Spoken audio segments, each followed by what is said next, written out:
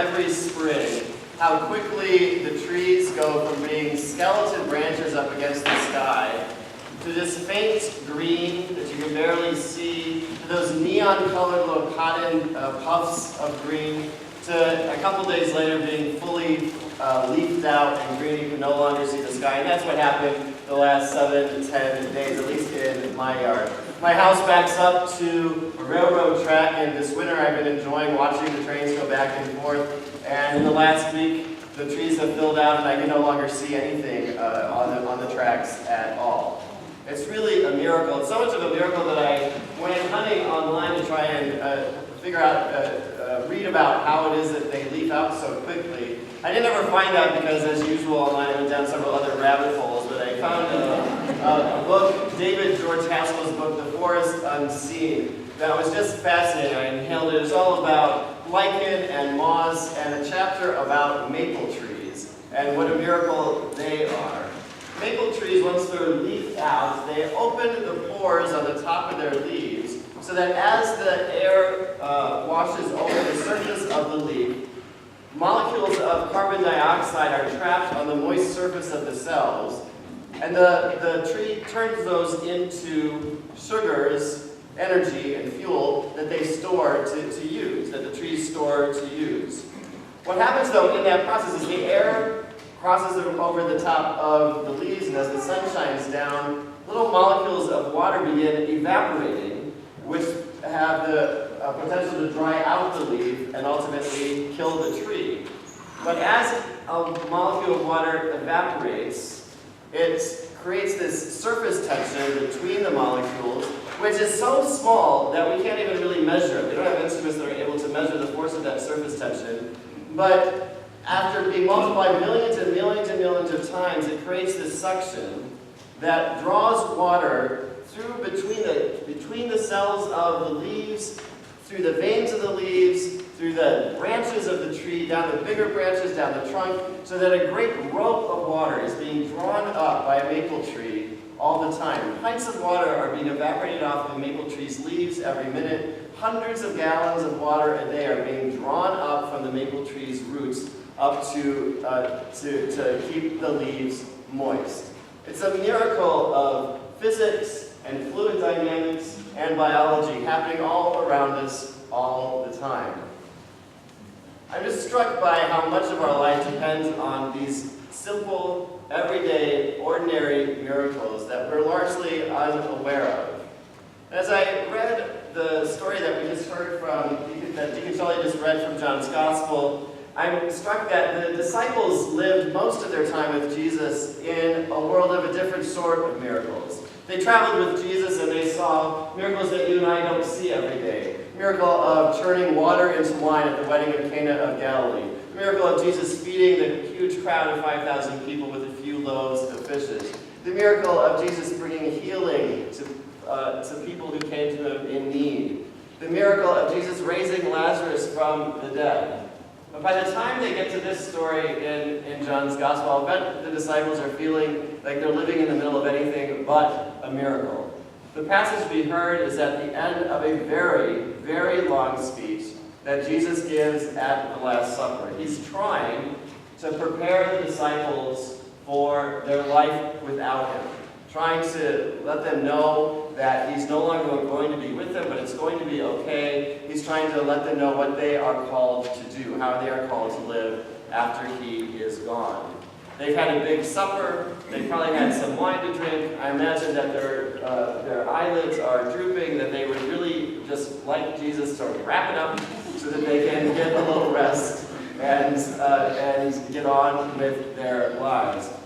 This passage comes from the end of that, and Jesus stops kind of making a speech and instead prays for the disciples. And as he says in the first line of our passage, he prays for you and I. He prays for the people who will come to faith, not having known Jesus personally, but because of the words that are left behind, because of the things that we will hear about Jesus.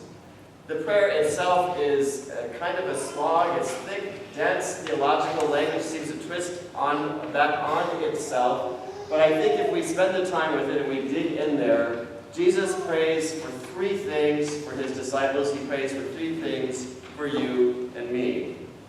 First, Jesus prays that we will be one with God, one with Jesus, and one with one another.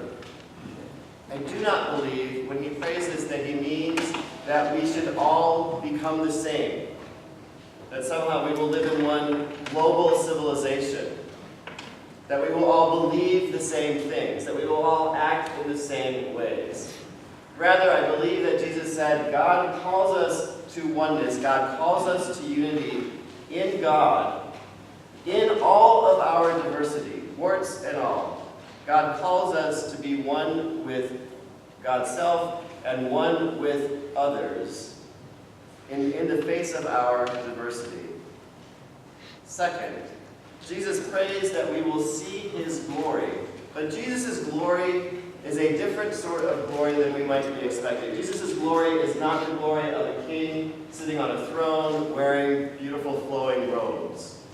Jesus' glory isn't even the glory of his resurrection. Jesus' glory incorporates, it is entwined with his suffering and his death. When Jesus says that he prays for us to see his glory, he is, I think, praying that we will live our lives as children of God, that we will do our part to bring about the kingdom of God, that we will work to stand up against injustice wherever we find it, that we will work to bring those on the margins to the center, that we will work to make sure that those who do not have enough to eat are fed, that we will work to make life better for those in need. And he knows from his own experience that that sort of work is dangerous. It brings us into conflict with the powers that be. It changes the way things are.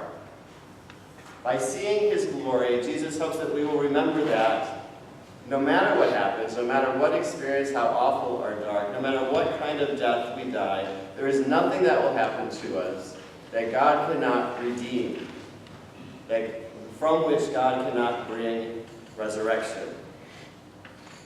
Finally, Jesus prays that we will know God's love. And as you know, God's love is not a Hallmark kind of thing. It's not a Valentine's Day sort of thing. It's not the kind of fickle love that comes and goes. God's love supported, underpinned, created the universe at the beginning of creation and will continue right through the end, will continue on forever. God's love has supported us from the moment of our birth right through our death and on through eternity. God's love will never fail. Jesus prays that we will be one with each other, one with God, one with Jesus. Jesus prays that we will see his glory. And Jesus prays that we will know God's love.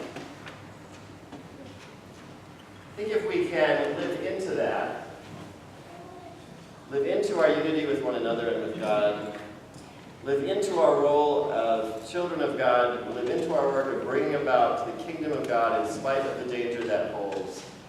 If we can live into the knowledge that we are supported, surrounded, and protected by God's love, it can help make us aware at a deep level about what a miracle this life is. It's a miracle from top to bottom. It's a miracle of birth. It's the miracle of rebirth. We'll celebrate today the baptism of Grayson Orcutt. It's a rebirth of sorts, coming so shortly after his birth. We celebrated yesterday the wedding of Nicole and Paolo, a rebirth in their life, a new opportunity for their life. We celebrate rebirth in life all around us this spring. We celebrate the miracle that is creation, the creation that feeds us, that provides food for us, that surrounds us. We celebrate the everyday, ordinary miracles and the extraordinary miracle of God's love. I pray that we'll reflect on this week, that it will help deepen our faith, that it will give us the strength and guidance we need to do the work that God has given us to do. Amen.